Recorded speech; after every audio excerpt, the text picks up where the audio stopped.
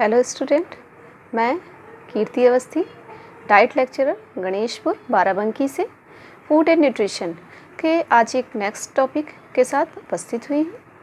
Nutrition के बारे में आज चर्चा करेंगे कि न्यूट्रिशन क्या होता है, पोषण क्या है। देखिए, पोषण एक जटिल रासायनिक प्रक्रिया है। जो भी कुछ हम खाते हैं इसको पचाया जाना और शरीर का इसका उपयोग करना, यही पोषण कहलाता है। इसके अंतर्गत 4 इम्पॉर्टेंट टर्म्स आते हैं। जैसे कि फर्स्ट टर्म्स है आपका कि जो भी कुछ हम खा रहे हैं इसको खाना, फिर खाने के बाद इसका पाचन, किस प्रकार से शरीर इसको पचाता है, फिर उसके बाद इस पचे हुए पाचक रसों का ऑब्जर्वेशन यानी अवशोषित करना, फिर इन अवशोषित किए हुए खाद्य पदार्थों को रक्त में मिला दिया जाता है, वहाँ पर इसका ऑक्सीडेशन होना और इसका शरीर द्वारा उपयोग किया जाना, इसको कहेंगे चयापचय।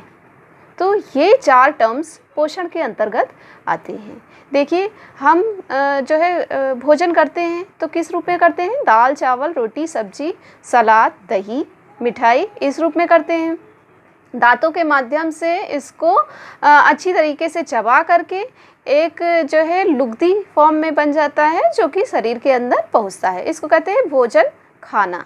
फिर उसके बाद पचाना, मतलब इस प्रकार के भोजन पर विभिन्न प्रकार की रासायनिक प्रतिक्रियाएं होती हैं और विभिन्न प्रकार के एंजाइम्स इनको तोड़ते हैं मीन्स दाल, चावल, रोटी, सब्जी को अगर बात करें तो ये इनके लघुत्तम रूप में आ जाती हैं, यानी कि इसमें से प्रोटीन, कार्बोहाइड्रेट, वसा, विटामिन्स, खनिज लवण और जल, ये अलग अलग हो करके अपने और न्यूनतम रूप में, जैसे प्रोटीन अमीनो एसिड के रूप में, जो है कार्बोहाइड्रेट ग्लूकोज के रूप में, और वसा फैटी एसिड के रूप में, और मिनरल्स और विटामिन्स के रूप में टूट करके अलग हो जाते हैं। ये पाचक रस यकृत में, लीवर में इकट्ठे होते हैं। यहाँ पर ये रक्त में अवशोषित किए जाते हैं यानी मिला दिए जाते हैं। फिर बॉडी में ये जा करके विभिन्न कोशिकाओं में पहुँचते हैं और वहाँ पर माइटोकॉन्ड्रिया में इनका ऑक्सीडेशन होता है। इस ऑक्सीडेशन के फलस्वरूप क्या होता है कि ऊर्जा अवमुक्त होती है और कार्बन डाइऑक्साइड अवमुक्त होती है। तो ये एक जटिल रासायनिक प्रक्रिया है। इस प्रक्रिया के माध्यम से जो है भोजन को खाया और पचाया जाता है, जिससे हमारे शरीर को नरिशमेंट प्राप्त होती है और हमारा शरीर जो है अपने शरीर की जो आवश्यकताएं हैं या जो कार्य हैं उनको प्रॉपर ढंग से कर पाता है। तो जो है अगर हम बात करें कि पोषण में कि ये विभिन्न प्रकार के रासायनिक तत्व होते हैं, तो इन रासायनिक तत्वों को पोषक तत्व कहा जाता है। पोषक तत्व क्या है?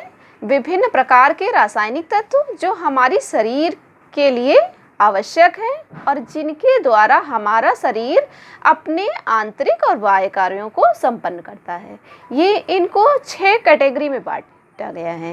पहला है प्रोटीन, दूसरा है कार्बोहाइड्रेट, तीसरा है वसा, चौथा है विटामिन्स, खनिज लवण और जल। इनको कार्बनिक और अकार्बनिक रूप में बांटा गया है। कार्बनिक तत्व कौन से हैं? जो है जिनमें कार्बन की उपस्थिति होगी वो सभी कार्बनिक तत्व होंगे और जिनमें कार्बन नहीं होगा वो अकार्बनिक कहलाएंगे। तो अकार्बनिक में खनिज लवण और जल आते हैं। जैसे जल का संगठन अगर देखिए तो H2O, तो कार्बन का ही नहीं है, हाइड्रोजन के 2 अणु और ऑक्सीजन का 1 अणु मिलकर के एक यौगिक के रूप में जल को बनाया है। इसी प्रकार से हमारे प्रोटीन हो गए, जो है विटामिन्स हो गए और वसा हो गई, कार्बोहाइड्रेट हो गए, ये चारों चीज़ें क्या हैं? कार्बनिक तत्व हैं, क्योंकि इनमें कार्बन की उपस्थिति होती है। तो ये जो पोषक तत्व हैं, इन पोषक तत्वों का शरीर में भिन्न भिन्न कार्य हैं।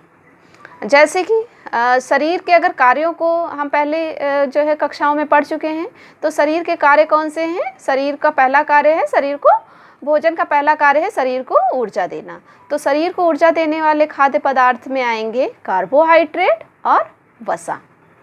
इसी प्रकार से शरीर का दूसरा कार्य है शरीर का निर्माण और वृद्धि करना। तो निर्माण और वृद्धि के कार्य को करते हैं हमारे प्रोटीन, विटामिन्स और खनिज लवण। इसी प्रकार से शरीर को सुरक्षा देना तीसरा कार्य है। तो शरीर को सुरक्षा देने का कार्य करते हैं विटामिन्स और खनिज लवण। इस तरीके से हमारे शरीर के विभिन्न कार्यों को संपन्न करने के लिए हमें न्यूट्रिशन की आवश्यकता होती है।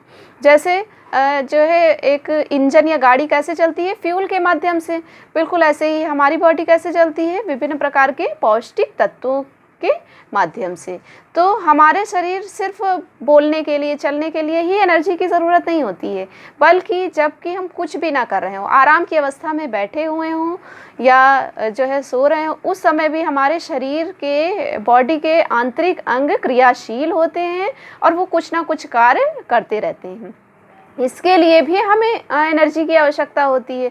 साथ ही साथ विभिन्न प्रकार के जो है क्रियाओं को संपन्न करने के लिए भी अलग अलग प्रकार के पोषक तत्वों की आवश्यकता होती है। ओके, पोषक तत्व के लिए इतना ही। Thank you.